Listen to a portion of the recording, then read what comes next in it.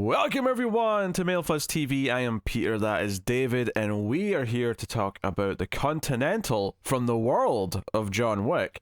This is episode 3. It's called Theater of Pain. So just the one. Yeah, just the one. So spoilers for the episode as per usual. And we weren't in a good place coming into this. We were really down in episode 2. I think it's fair to say that this was better just by the fact that it had a lot of action in it. But it's the sort of thing where it was easier to get through because of that, but I would say that the failures of making me invested in any of the characters was still an issue pretty much throughout the entire thing.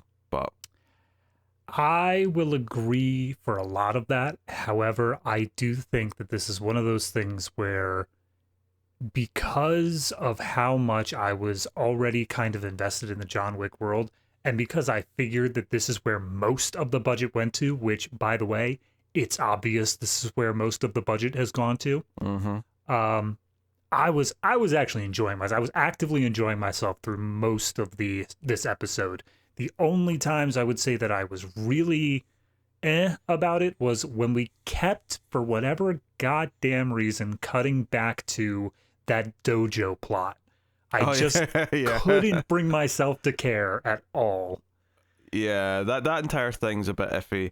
I thought they took some turns with the KD plot that it felt like, okay. Yeah, neither of us predicted that one. That one was out of nowhere. Yeah, I can see kind of how you set this up, but honestly, this being a personal thing for her felt less interesting to me than... Because all of a sudden it wasn't about investigating the Continental anymore. It was about just going after this personal vendetta. Yeah, which I would want to go back. I mean, I'm not going to. By all means, I'm not going to. But I'd like to go back to episode 1 and see if there was any sort of hints of her, like, recognizing that Frankie was the original guy back when she got the file on him, or any of that stuff. I wonder where the turn actually happened, where it became personal for her. Yeah, I think she probably did know who he was. I think she just always knew what his name was, possibly. But maybe it was just in the file it said, oh, he was arrested when he was 12 for this thing, and that's where she put it together. I think that's what's frustrating to me, though, is that in the first episode, her one or two interesting scenes were her getting into the Continental, not realizing she's kind of poking at this world, and that was what was interesting about her character, about her story. And seemingly, without telling the audience, right? Obviously, there's the other guy, the detective, finding the box of stuff, which we never see what's in it. Like we just get his reaction, right? And we get him. But we complained last episode that it felt like all of a sudden now she's not really investigating the Continental or this world. She's just investigating Frankie and by extension Winston, and then that kind of goes into this episode as well. So even though we get a scene here which should be really exciting, which is that she's found a coin on one of the dead assassins and goes into the Continental and uses it to get a room, and she's sort of, she's on the inside. That sounds like it should be really exciting. A normie has made their way into the Continental with a coin that they found. That should be a big deal, but I think part of the problem is that because all of the action stuff just starts going down like that night, mere minutes later into the episode, it doesn't feel like it matters that someone who's not really from the Continental, because Winston's not from the Continental technically in the context of this story, or any of the team that he's going with. They're all outsiders, so it makes her being there less special. Yeah, it's one of those things where, because of the way that we have established the John Wick universe is all about the rules. It is all about setting up these very strict laws that are unable to be broken. But because almost all of the characters that we're following in this series are outsiders to that world, by the time the second act kicks in, all of the rules are broken, and it's nothing is in place anymore. And then on top of that, the fact that Cormac, our villain, doesn't seem to care about the rules either. It's just, all of it is essentially just, let's just have one big fight. We even see his button as well. We were talking about his button on his desk last episode. Yeah, it's just this big red button that he's got under his desk. Like, I thought it would be a little bit more complicated than that, but no, he just, after like 3 sequins, nope, there it is. Honestly, it was like one of those big red buttons. Like, see how when you've got like industrial machinery that things that cut stuff or whatever, right? And because they're dangerous, you have a button to get it started, which is a green button, but the stop button, the red button's always much bigger and sticking out because the idea is you want it to be as easy as possible to hit it. It looked like one of those, which I thought was a bit weird because he could easily bump that with his leg. I was gonna say it's under his desk right at knee level. I can guarantee you my ADHD ass with bouncing my leg up and down would immediately set off the "you can kill everybody" button twice a month. Well, it was coming out from the side of so it's under the desk, but it's coming out from the top of the side. And all I could think is that every time I would spin in my chair, my knee would probably hit it, and that would the alarms went off, kill, and then it's like in that 10 seconds before you like unhit it, like how many assassins have murdered each other in the hotel? Like how many kills have happened? Oh yeah, no doubt. So that's all important stuff. But yeah, Katie's thing where she turns out to be the surviving daughter of the family that the two brothers threw the Molotov cocktail into when they were kids. Mm-hmm. It just feels so underdeveloped to me. It feels like this is meant to be this big deal, but it's not even like, other than one confrontation where she has Winston at gunpoint and then she can't quite pull the trigger because she's not, because he's actually saying sorry and he means it, and she wasn't prepared for that reaction from him.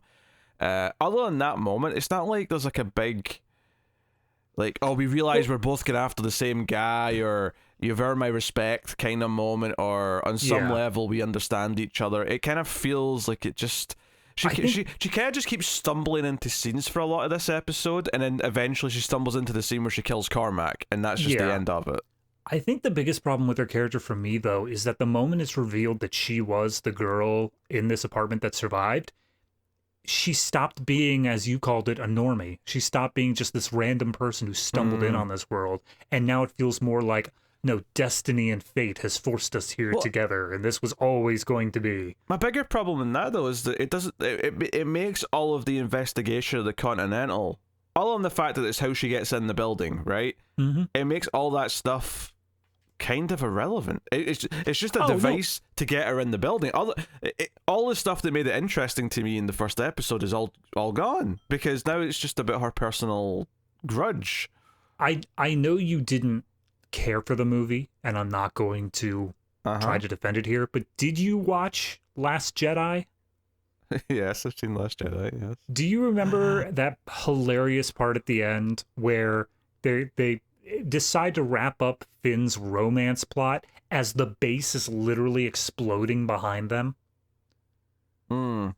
Vaguely. This is kind of what happens here for me, is that KD's plot is being wrapped up, and she's like, yeah, you know what I did? I've avenged my family. Everything's cool now.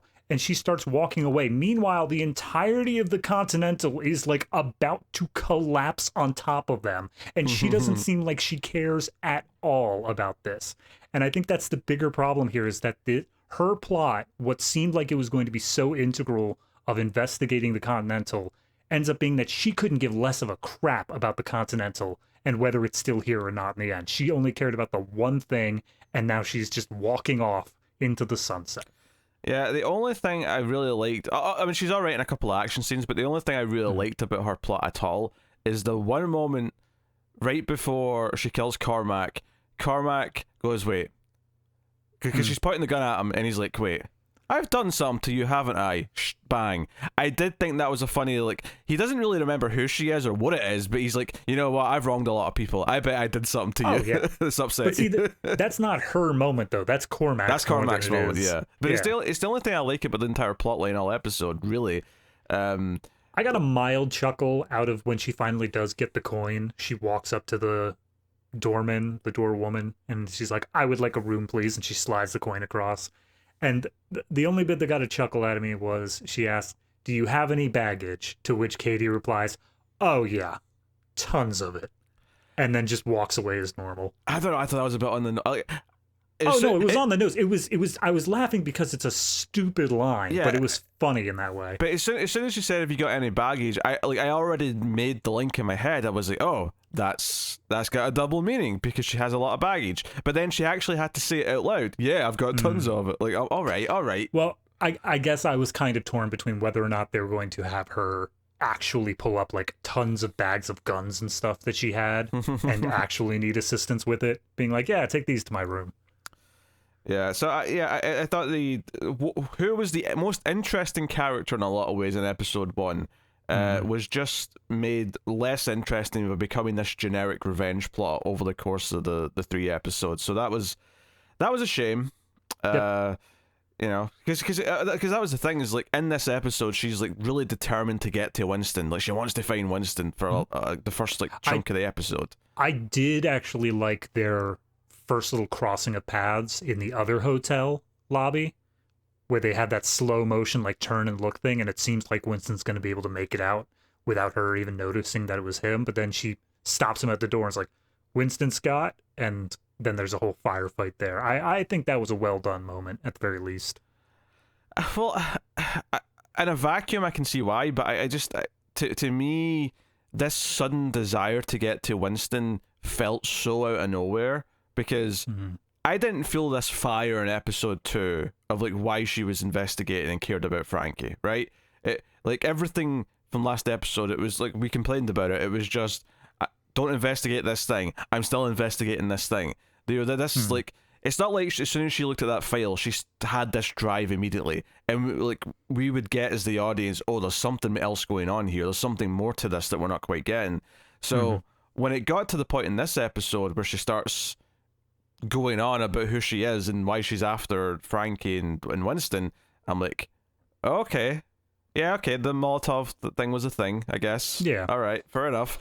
But I never really felt anything for it, because it felt like her character had shifted in a way that didn't make much sense to me, at least at the time.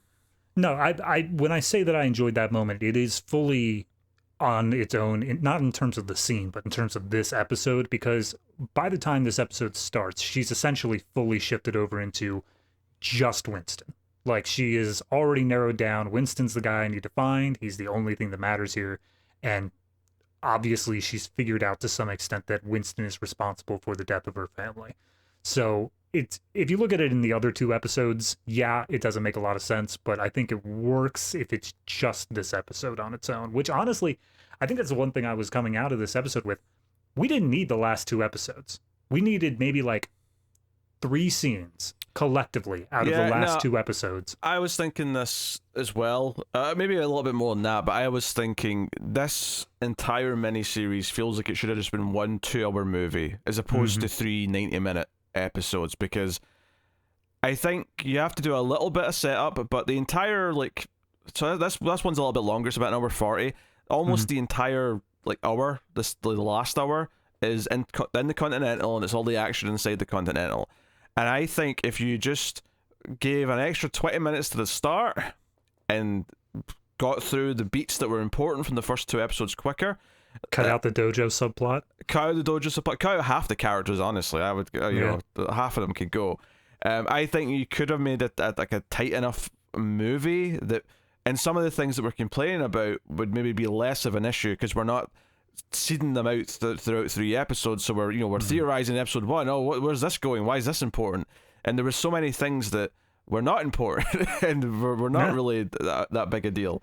And the dojo plot, which again, it all leads up to like, you know, so it doesn't end at a cliffhanger. We were kind of thinking it might end at a cliffhanger because we were hoping for a season 2 or something. It doesn't do that, but there are some things that feel weirdly set up, like going with the dojo plot. This entire backstory with their father and the fact that he was actually a gun for hire and not this like pacifist that the daughter thought she was, Lou. And there's a big thing where she gets his like fancy ass gun from the guy, who then starts messing with the dojo, but she's already set the explosives, so she kind of adopts the kid that's been running around for him. Can I just real quick? I remember last episode, one of the lines that she used was essentially the Joker from Dark Knight. She's like, why don't you use guns? And she's like, oh, because guns are specifically for killing. There's no choice to be able to save a life there or like spare someone. If you fire a gun, they'll definitely die. I feel like that logic applies to a crate full of C4. Yes, that's Call fair. me crazy. I feel like that's the same sort of thing. But she's got them all in one location, and they're disrespecting her family's memories. So blow them up. Obviously, it's all building up to her going in to help in the Continental, right? Because that's all going on, and she's still separate because she doesn't want to be a part of it, at least to begin with.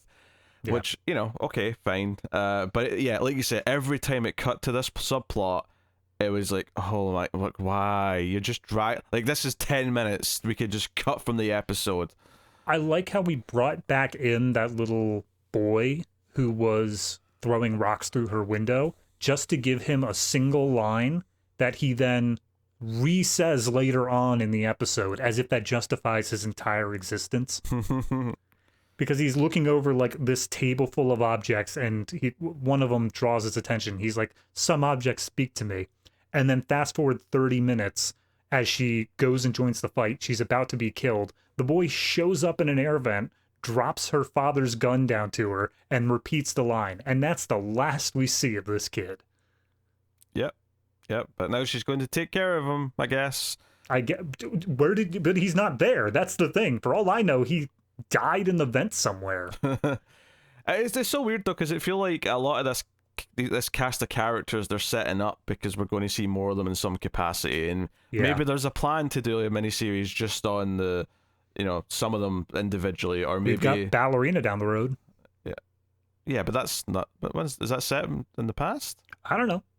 But like these characters could just come back. They could just age up the characters and have new actors for them. Oh sure, yeah, okay. I guess they could do that. I was thinking they'd probably not the sniper though, because he's already old. No, probably not him. But to be fair, his plot's done. I don't think I ever need to see him again.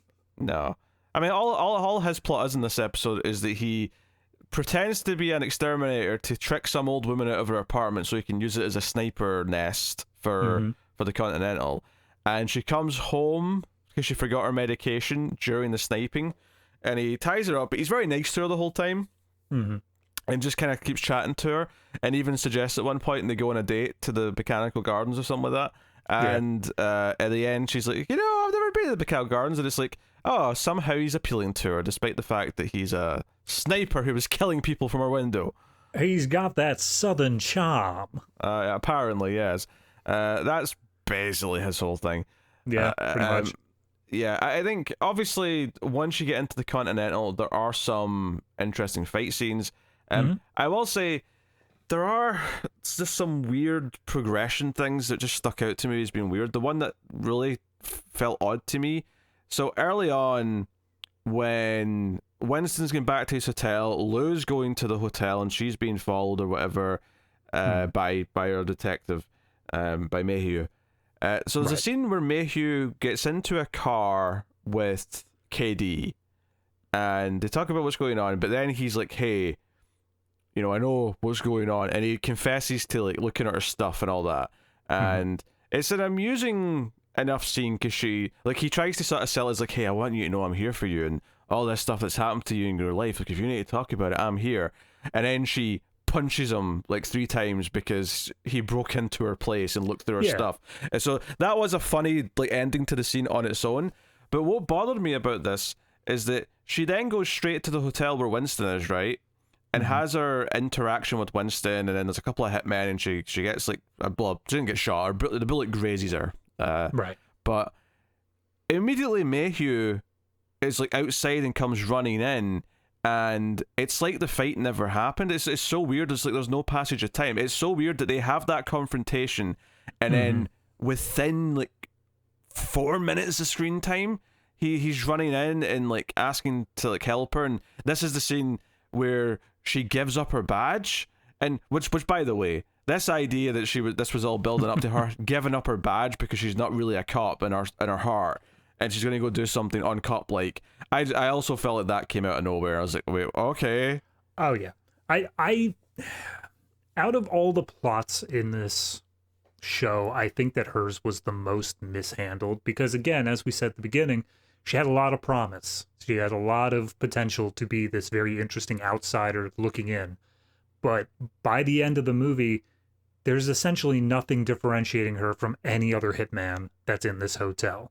She's doing all of the exact same things, and the only difference, I guess, is that she has some level of morality, but as soon as you introduce that other cop, Mayhew, the entire thing is just falling apart because it doesn't know what it wants to do here. It doesn't know whether it wants to do she's investigating as a cop, or she's trying to avenge her parents, or this is actually a romance thing. it's just all over the place. Yeah.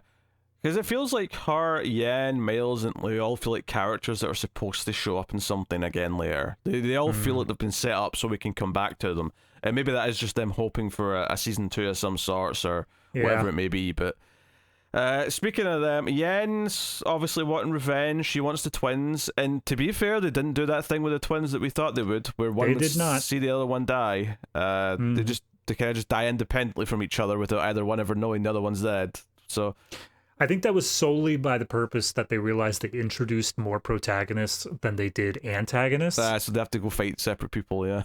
Yeah, they had not only did they have to go fight separate people, but then the twins, not the brother and sister, Lou and Miles, yes, they have to both fight just one of the twins in the end. So yeah, there's also, I mean, obviously there's some decent fight scenes sprinkled throughout. KD gets one, Jens gets a few. They try and do some John Wick's like type moments, not so much the actual stylish gunplay per se, but the stuff where like there's a couple of examples I'm thinking of where they'll be doing something in the foreground and then someone will just like shoot a vent and the steam will hit someone in the background, or just little things like that that's sprinkled throughout. None of it has the feeling of the kinetic like flow of the John Wick fight scenes does. The closest it ever got to that was that fight at the start of episode 1. Like they gave you that Frankie scene, which was clearly trying to be a John Wick fight scene, and for a TV show, it did a reasonable job at emulating it. Here it feels like there's fun action sprinkled throughout, but none of it ever feels really quite like John Wick. I mean, if anything, more of it's martial arts based. So I think there's specifically the Yen fight got me because one of them has an assault rifle and the other one has a vest covered in C4, and they both realize, okay, let's do this like fist fight instead. Let's throw away our weapons. This is the twin sister, because Yen wants the twins because she blames them for the death of Frankie, and they have this fight on the roof, and so this is like a nitpicky thing, but this is the sort of thing where because I wasn't really invested in the characters, like I'm more inclined to nitpick, right? So at the end of this fight, which goes on for a bit, and it ends with this, kind of silly moment where they both fall in the little pool, and that's where they threw their weapons and the vest into. And when the twin gets out, she realizes that she's like the C4 vest is like on her shoulder. And then you just see the hand come out from the water from behind her holding the trigger, and she hits it. And, like, I shouldn't be nitpicking this, really, but the visual of, like, just the body exploding into a lot of blood is a fun idea, but it was C4. Shouldn't there be an actual explosion of, like, fire and shit? Because I noticed that, too. It is something where it feels like they wanted more gore in that moment, but they realized, oh, wait, it's an explosive. It would just be dust and ash from the concrete exploding. Yeah. You wouldn't see the blood. Also, I mean, Yen's like maybe 8 feet away from her. Like, I feel like a C4 vest. It's a suicide vest. This calls back to her flashback from last episode where she was sent in as a suicide bomber. And here, she's kind of doing it now by choice. And she does, set it off this time. But I was like, I would have thought, like, a vest of C4 would have killed everyone on the roof. But Yen, who's just under a shallow pool of water, like, 8 feet away, not a scratch. I mean, I do agree. I think the explosion should have been bigger, but there was also a sequence in John Wick itself, either first or second movie, where they show specifically that bullets can only travel, like, 4 feet underwater. Like, it's just really good at absorbing impacts and stuff like that. So I think she would have been safe underwater. But I mean, it's pretty shallow water. It's just like a little... I mean, they were just in like a tiny swimming pool in the John Wick one, so... Okay. I guess I think of a blast of a vest of C4 being a lot more impactful than a single bullet. Maybe that's wrong, but it just... No, I mean, you're right, but obviously, I guess what it really comes down to is they wanted to kill her in some big way that was more than just like a stab or something like that. But yeah, if they had done this massive explosion, it would have caused a bunch more problems than it actually solved there. Yeah, the only interesting thing to do before this in the fight is that they sort of teased that she's a contortionist with the splits earlier, and during this fight, at one point Yen like bends her like leg over her back over her shoulder, and then she does this sort of inverse kind of roly poly to like get out of it, like and a crab walk, scorpion walk or something. And I was like, okay, this is like, why didn't we introduce this earlier and have lots of fun fight scenes with her being a creepy, you know, ragdoll type character? But no, we introduced it 2 minutes before she dies. Come on. It's literally the most interesting thing about this character, because at least this twin has something going for her in terms of special talents. The other one, it's just the quote-unquote menacing haircut. It is a very menacing haircut, to be fair. It is. If I saw that walking down the street at me, I would cross to the other sidewalk, no questions asked. Yeah. So, no, this could have made like a bunch of interesting... But then again, we complained in the first 2 episodes how the twins basically were introduced and were very underutilized in those 2 episodes, which is partly, again, why it felt like this was just one movie that was stretched over 3 episodes, because I think if you'd given them their introduction scene like in episode 1 in the first act of a movie, and then they had all of this stuff in the Continental in the third act, or even in the second half of the movie, I think it would feel okay. But because this is a TV show, and because one of the things I said in episode 1 was that about halfway through, I'm like, why are you still introducing characters? There's so many characters being introduced. This is a 3-part story, and you know, we get to the end of the 3 episodes, and I still feel that way. I'm like, you've still introduced so many characters that feel like they barely had plots, and what they did have was so, you know, KD's was ended up being pretty generic. If you even look at just the crew, if you look at specifically the crew that they brought on, I think that the sniper and then the guy who was running the TV screens, completely superfluous. You could have easily have written around them. And those were both characters that were introduced again in episode 2. We didn't need to take the time to get them here. Yeah, I know. Like, Lou and Miles' plot being about their dad, like, that doesn't really seem to have any importance by the end of the episode. It's like they have like a little moment after they win the fight where like, hey, we'll talk about this later, you know, because the kid drops the gun down and she finally fires a gun at someone, and it's like, okay, all right, this feels like it's set up for a future thing that you're hoping to be able to do. It doesn't feel like we're done with this plot at all, right? And not that it's interesting, that I want more of it either. It's just kind of fluffy. So yeah, and obviously the other detective, Mayhew, he just disappears after KD turns in her badge. Like, that's him gone. Like, he's out of the show at that point. So yeah, and actually, speaking of things that it whiffs on, is the entire end of the last episode set up Sharon, right? He's with Cormac, but we immediately went, nah, he's actually still working with you know, Winston and co. This is him. This is part of the plan, right? Yep. Can I just say the payoff for what this plan was, like I was expected to come later in the episode and be a bigger deal. Instead, Sharon, like as soon as Winston's taken in there, right? Because Cormac sends Sharon and the twins to go find Winston because he wants Winston, and Sharon takes them to the bus that he spoke to Winston on, and this innocent bus driver gets killed, right? And I guess this is part of the plan too. So pointing that out. But then they get Winston, they take him to Cormac and the Continental, and it turns out even this is part of the plan because the sniper's ready to take out some of the guys at the window. So that's the whole thing. But as soon as this starts, Cormac turns around and Sharon's pointing a shotgun at him, and he's like, no, I trusted you, you little shit. And he's like, you killed my friend. And you know, this is like, and I'm, all right, okay. And immediately Cormac gets away and effectively goes to the comms room, which is like his panic room. And I'm like, the fact that Sharon was hiding, the fact that he was helping the good guys out from him, had basically no effect. Other than to get Winston into his office at the right time, I guess, because he was actually wanting to be there, it had no impact. There was no big dramatic payoff.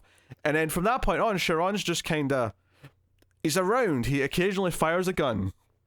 He's the guy who gets them through the hotel. He points out little facts of like, but there is this special room that you go to. And we set up that Frankie and him were good friends, and I'm like, it'd have been nice to maybe see a scene of that in the first episode before he died or something. Yeah, I mean, the original plan, as they describe it, was that it was their intention to have Winston get caught and be brought directly to Cormac because they knew Cormac had the key to the armory room on his body. So they were going to take that and they were going to arm themselves and they were just going to kill everybody else in the Continental. But the plan there was kill Cormac in this room, which Sharon just couldn't pull the trigger. He's told numerous times, shoot him. He just couldn't pull the trigger. And I expected that to be something. I expected that to result in something as we progress through the rest of this, where it's, when is Sharon finally going to be able to take that step where he is actually going to be willing to kill someone? This is KD's kill. Sharon's not even going to be in the scene when it happens. Right. Like, I don't even mind the fact that it's not Cormac's kill. Like, he doesn't need to want that, but it's this thing where he's part of this world now. He needs to be able to kill. And I don't think by the end of the episode he ever does. I don't think he's ever once pulled the trigger, which then leads me to think about John Wick 3, where he goes on a one-man rampage along with John Wick. And now I want to know, how the hell did we get from that to this? Which makes it a two-man rampage, technically, but, No, John Wick is not a man. Okay, man in spirit rampage, but he's not alone, okay? True. Yeah, no, I think there's a lot of things that just feel messy. Like, it's fine. Like, the action stuff is fun, and that's why this episode is easily the most entertaining to watch of the three. Oh, yeah. But I'm still sounding just as negative as last episode, and more so than episode 1, because, like, all of the problems in the character writing and the getting me to care about them. Winston, by far, is, like, the least interesting character pretty much in this, which is, a whole thing. We'll get to his stuff a bit later. One of the things that I want to talk about, though, and this is, again, something being set up as a big deal, which is Winston convincing the Bowery. The Bowery, yes. I was trying to think of the lady's name, but whatever. He convinces her to use the men, right? He buys her a bank, right? Buys her this abandoned bank because that's where his mother worked and cleaned the floors. Look, I know you don't care about money or gifts, so I'm gifting you the place where money is. Is that good enough for you? It's symbolism, David. Keep up. So got it. He gives her the bank and he tells this story about how his mum was like, struggled for money her whole life and she looked down upon, yada yada yada. Well, it goes on a whole rant, right? And the episode even opens with how him and his brother had to sleep in the trunk of the car in the city when she went to work because they got kicked out of their apartment, which I don't know. It's just like, okay, he finds the coin press in that place in the car later in the episode because that car's still sitting in the junkyard. Blah blah blah blah. I don't care about any of that. It's all just a bit trite at this point, to be honest, to make me try and care. But that's fair. So they do all this setup, right? To say, hey, okay, the homeless army are going to help, right? And then when the action all starts kicking off, and they're all been held at gunpoint, and Cormac thinks he's got them pinned, half of the people in the room wearing suits, and it was set up that they would all have to, get dressed to go into the Continental. Yeah. All turn and point their guns at other guys wearing suits, and it's like, shit, half of these are the homeless people, and it's causing this chaos. But then, at the end of the scene, because the lights turn off, Cormac turns off the lights, when they come back up, every person in a suit is dead. And by and large, you don't really see a lot of other of these homeless army in the Continental doing much. So, as the episode was going on, I felt like their inclusion in, like, this whole setup of, like, we're setting up that they're going to be in, they're the ace in the hole. They're the ace in the hole. They're the thing that's going to get this one. This was the turning point in the plan, was to have them on our side, and it felt like it added nothing other than maybe saving Winston's skin in one scene. And the capper to all this, not only does this all feel like it was like just underwhelming and didn't live up to all the build up that it kind of got earlier in the episode. At the end of the episode, they do this thing where, like, hey, I bet you were wondering how we got all of them in the building. And we get this montage of them using the coin press that Winston already found to print more coins from gold bars so they'd all have coins to come in and get rooms. They all come in with their coins. And I'm like, you know what? It did occur to me, how did they all get in here? But at the same time, they accomplished very little, almost nothing, to the point where I'm like, this feels like lame to even have to explain this now. Yeah, no, you're right. It's that was the one part that even as it was happening, I found myself wondering, and at what point does the rest of this army come in? Because they kept on having all of these moments where, like, they're overwhelmed, they're pinned down, something's going wrong. And each time they get out of it through their own ingenuity or whatever Deus Ex Machina shows up, but it's never the homeless army. And by the time that they get to the end and they show that sort of, here's how we did it, and they show them getting the coin press and going in, they show 3 people. They show 3 people getting in. And when you get to the scene that you're talking about where it's the shootout in the dark, Winston specifically says, how about a little 5-on-5? So if you take Winston and Sharon out of that number, I think there were only 3 homeless people that ever actually showed up here. And yeah, like they're so irrelevant at the end of the episode when they're in the lobby having a drink to celebrate the fact that they all won. There's no homeless army there. It's just the group that we already established. It's Winston, it's Sharon, it's the siblings. It's Sniper manages to cross the street, and Sniper Man walks in, and they all have a drink, and they're like, "Haha, we've taken the Continental. Look at that! Isn't that great?" A lot of repairs to be done now, though. To be fair, I mean, I based off of what I've seen in these movies, they have just a waiting construction crew just on staff, ready to rebuild any room they need to. Yeah, well, this is the other thing. So, very very late in the episode, Cormac gets a call or calls Lena Luthor, the adjudicator, right? and I was like, oh yeah, she exists. What are we doing with this character and her weird, like, tough Scottish henchman? Well, hold on. I do want to kind of explain where Cormac moves around before this, because I feel like you're about to say the very final thing with the adjudicator. We can go back and talk about Cormac's other stuff. I'm not... Okay. Yeah, we can go back and talk about all his escape pod and all that shit. Yeah. Right? But... Yeah, so he calls her at one point, or she calls him. I can't remember which way around, but she calls him. Yeah. Yeah, and is asking what's going on, need her assistance, blah blah blah blah. And I was like, oh yeah, like, are they not going to do anything with her? Are they going to cliffhanger with her? Because it feels like there's no time to do anything, right? And to be fair, they do something a little unexpected with her at the very end, which is after the fight's all over, she shows up outside the Continental. Winston comes out. And she says something, he's like, who are you? I don't know who you are. I'm sorry, I don't understand. Why are you nailing this sign to my hotel? She's like, your hotel? You don't own this hotel. Yes. And she's like, oh, I have to explain this to the table. And, you know, they won't talk to you. They're above you. You don't have an invitation to talk to them. And she's going on. And we spent, a couple of scenes in episode 1 and episode 2 setting up that she's creepy, setting up that she has, something, the bottom half of her face is something's wrong with it, and that's why she wears this mask, right? So, on the one hand, I appreciate the ballsy move to have Winston just shoot her and kill her, and be like, they'll talk to me now, because I just killed their adjudicator. And I thought, okay, that's at least a little bit interesting.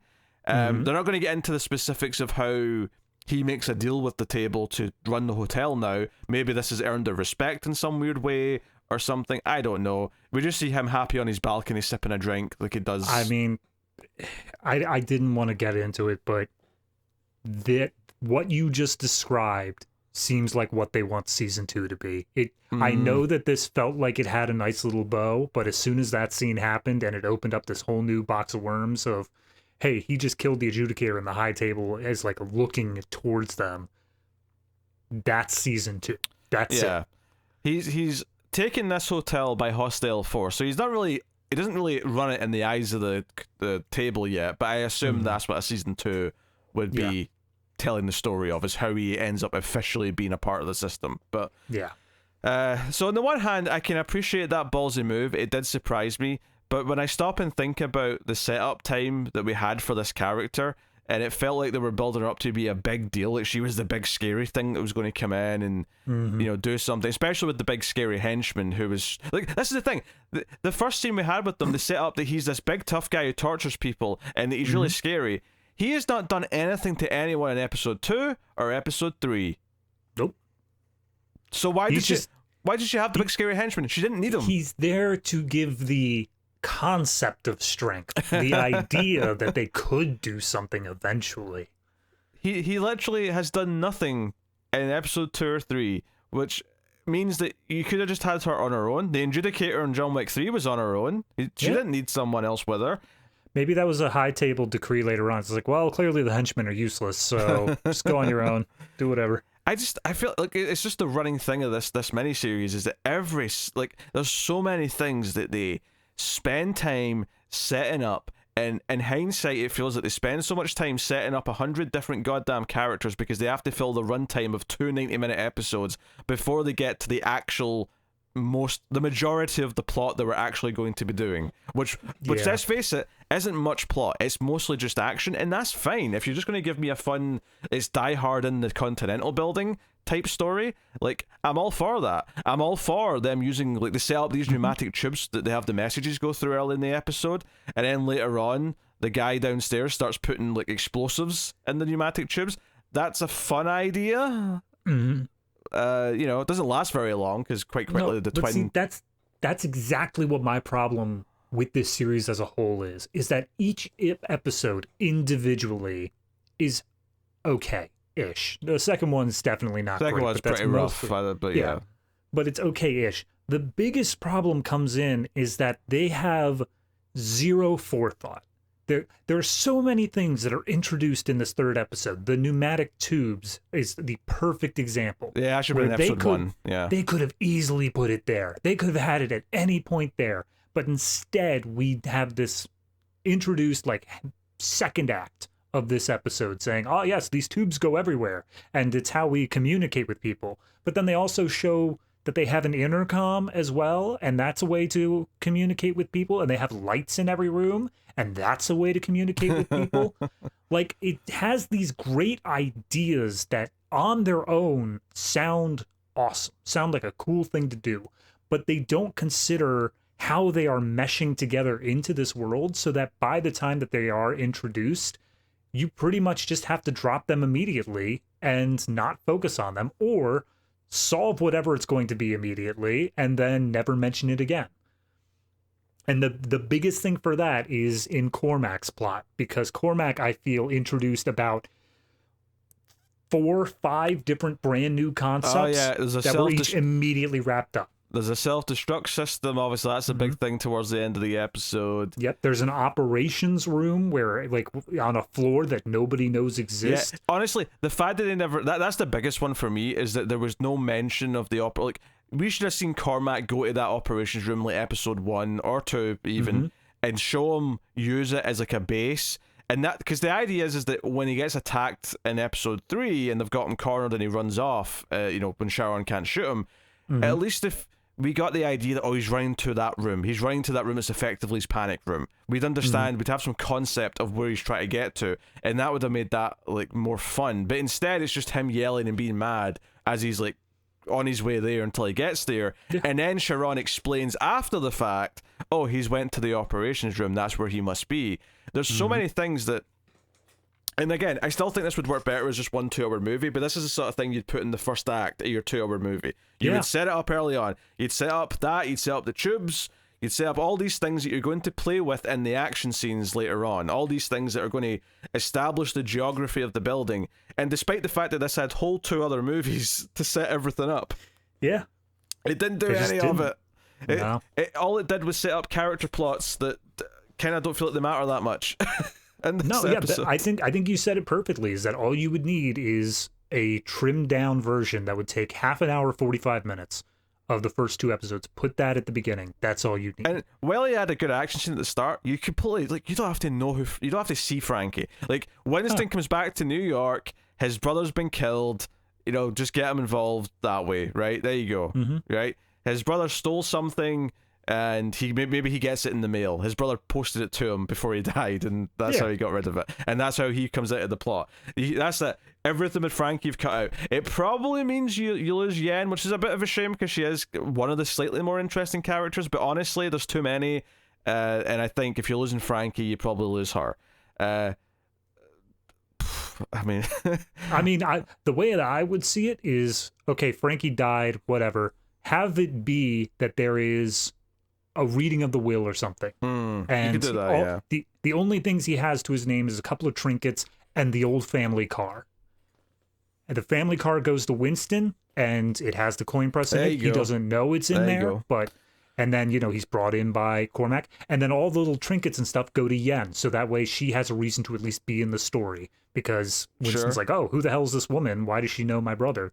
And well, I like Lou's presence as a character, but I think the Dojo family goes. I think the sniper goes.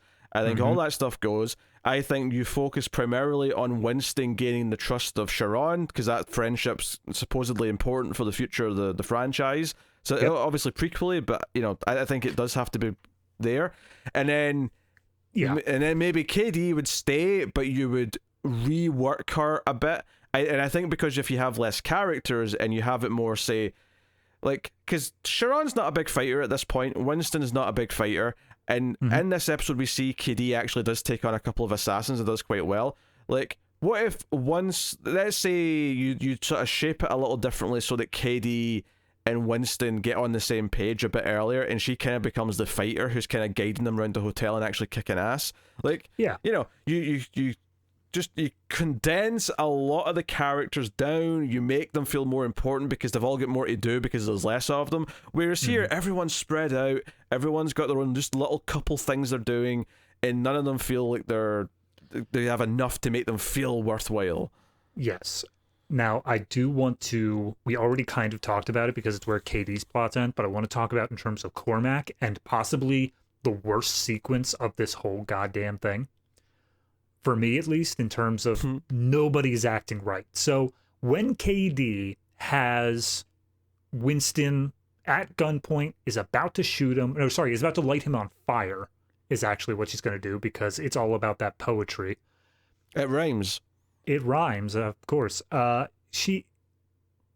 He's basically saying, like, now hold on, you don't have the full story, da-da-da, and he's trying to plead his way out. But then he does that thing. He says that he's sorry, and he just sort of accepts his death. So be it. If he's accepting that, yes, I did that, I accept the blame for it, I have always lived with that guilt, I'm fine with that. But never once in that entire thing, where his entire mission is Cormac needs to die, did he think that it would be important to say, I accept the blame, I totally did it, but I was also ordered to do this by this other man who's in this hotel, and that's what I'm going to do. You still want to kill me? So be it. I accept that. But go kill him too. Why wasn't that a thing? And then, fast forwarding to the end, when Cormac is trying to leave via an underground railroad escape pod before the Continental comes down on their heads. Can we just describe that? This is it's like a little mini train car on its own that's on the rail track, and it opens up, and it's kind of futuristic, but it's also very 70s inside with the red leather chair, and the technology all looks very 70s, but it's also very, like, this looks like, in 70s money, this looks like it probably cost $1 billion to make this thing. Doubt. And it opens up, it's got a little voice saying, like, please keep your hands and legs inside the vehicle, Mr. Cormac. I'm like, this thing's sealed shut. How could he possibly have his legs and hands out? This is not like a roller coaster car where you can put your arms up in the air. But the problem I have with this sequence right before the escape pod shows up is that he explains the entire backstory so KD can hear it. No, not even, because yes, that's stupid. But I think the part that bothered me the most is he's holding the gun to Winston's head and says, yeah, I want to let you in on a secret. I knew there was a family in that house. And at that point, I'm sitting there like, was that up for question? Was that something that Winston didn't know? And Winston says, you knew? And I'm like, yeah, no. Seriously? He's an asshole. Clearly he knew. I think the part of it that made sense to me is where he explains that, no, I wanted you to kill a family to get blood in your hands and, like, to have that experience, right? That part made sense to me, but I do completely agree that the idea that this is a surprise that he knew is absolutely moronic. Like, yes, Winston, how did, like, I thought the reason why you wanted him dead, other than the fact that your brother's dead, is because you blamed him for this because you knew he knew that there was a family in there. If he didn't know, then I feel like that first meeting of episode 1 should have been like, hey, are you okay, Cormac? After all, we did collectively kill a family together. Are you good?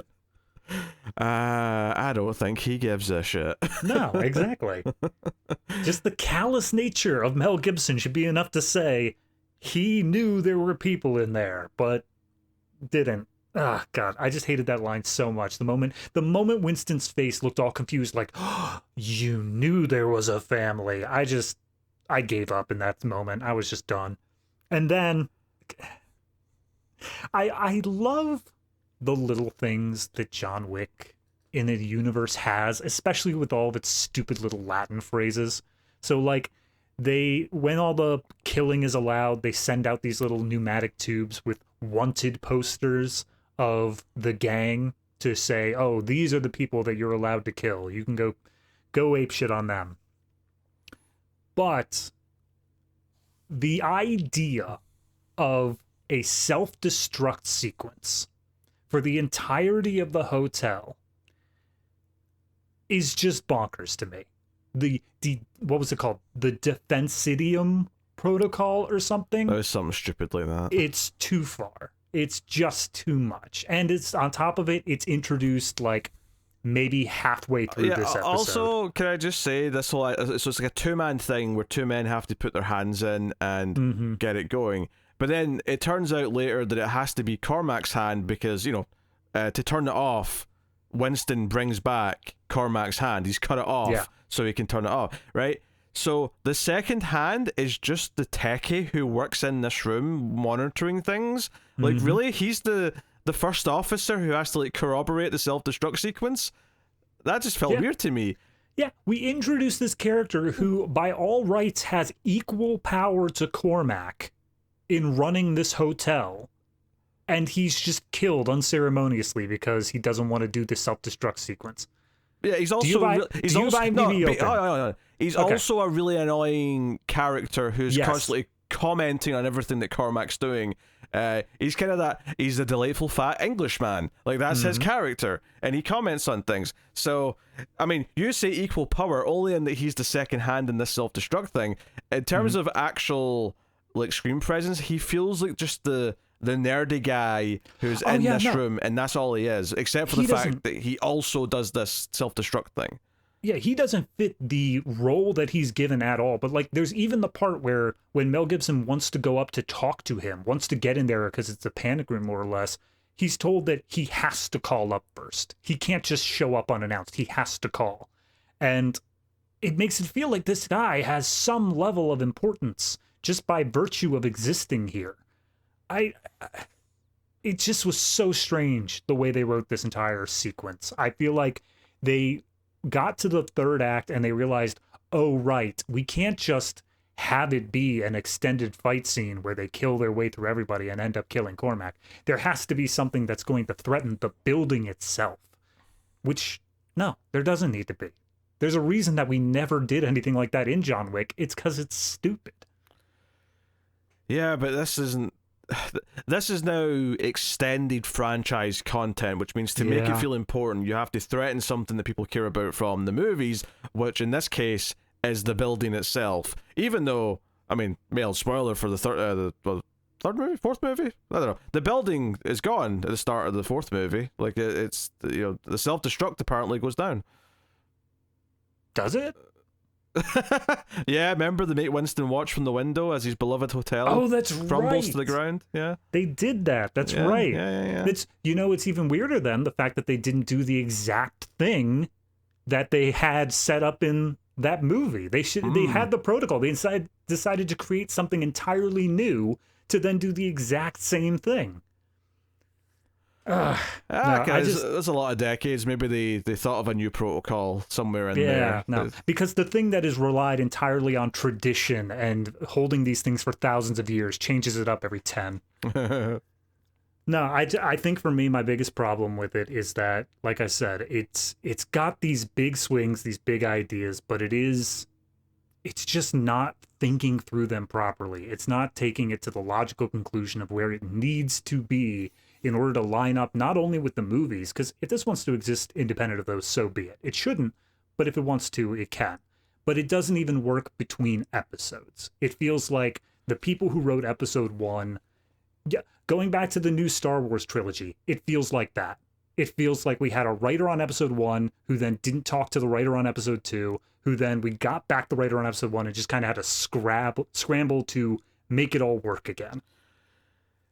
Yeah, I just think it's bad writing. I don't think they build up the characters enough where I'm rooting for them or I care about them winning or surviving.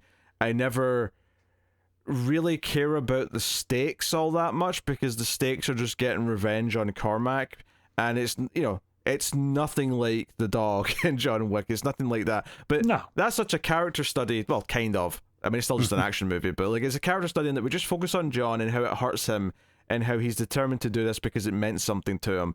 And if you compare that to these movies where it spends all this time with Winston and Frankie together in the first episode, so we're supposed to care when he dies, but it's not as effective as the dog in John Wick. It just isn't.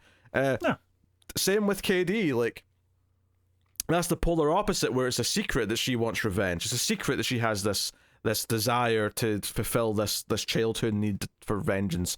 But when it comes up, it just kind of feels ham-fisted. So I think everything, like all the character motivations, all the character stories, make me just not really care about what they're doing. So while I enjoy this episode more than the first two, just because there's more action, like it is purely on a surface level. If there's action happening, it's probably decent enough. When it's not near as good as the movies by any means. It doesn't have the style of those. It doesn't feel like it belongs in the same pantheon as those. No. But at least it's decent enough to watch. But I could not give a shit about the characters or the stakes throughout this entire episode, and it's a shame because if I think of like movies where they build a team for like a heist or a job, right, and you do like build a likable rogue of characters who you care about a little bit, like, because single movies have done this where they build a team of like 6 people and they go and do the job that they've been planning for the first couple of acts, and then you really get into what they're doing in the third act. It is possible to do it in a single story, which is why I say this feels like it should have just been one movie as opposed to a 3-part miniseries, which is like 4.5 hours long. So Yeah. I think it's a bit of just a dud. I think it's dull for large portions of the shows, particularly the first 2 episodes, especially 2. But I think all of them have elements of dull. The first like third of this has dull moments as well. It has dull plot lines.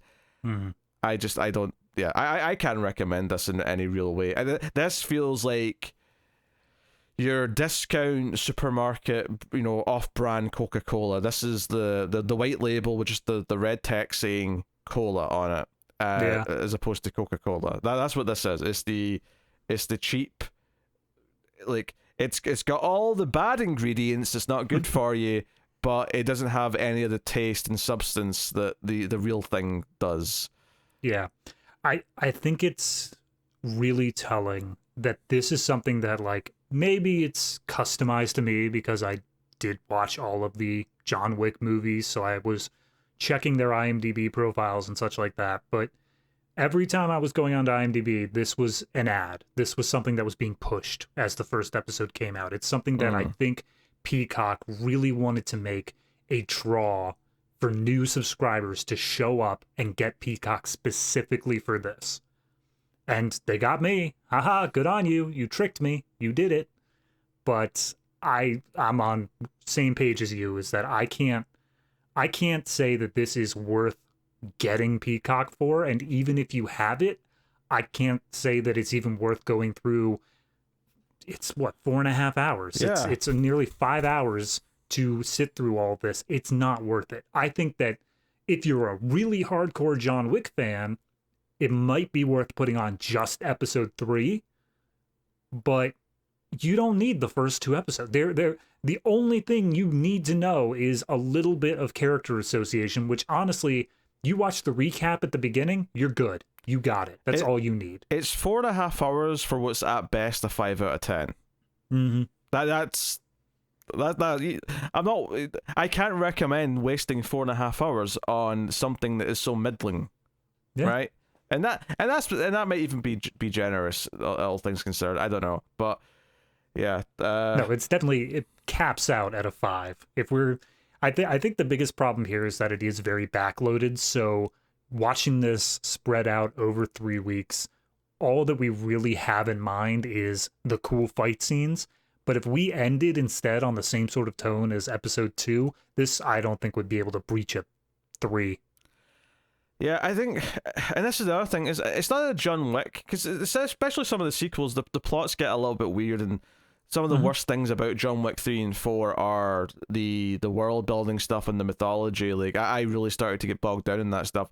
But the movies overall still work, especially 4, because it is just this gauntlet of great action, right? So even because it is just a 2-hour movie or however long some of those are, by being more compressed and just sort of getting through the stuff that maybe isn't as strong, you get to these action things more consistently, you get to keep having fun. But this, by its nature, had to stall. It had to stall for 2 whole episodes before where all of their budget basically went. And as a result, it just exposed and made everything that was not as good even worse. It just exposed all the problems with the writing, exposed everything.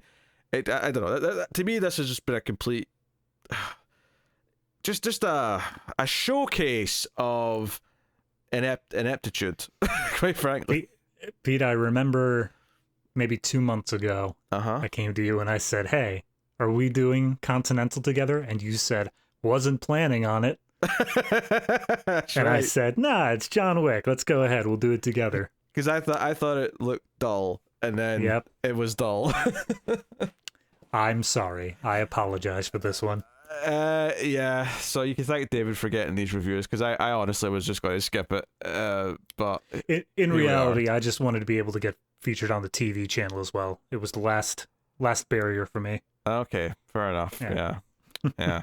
And now you'll go into obscurity, never to be seen again. Unless you go over to Male Fuzz Movies, where you can check out the movie podcast.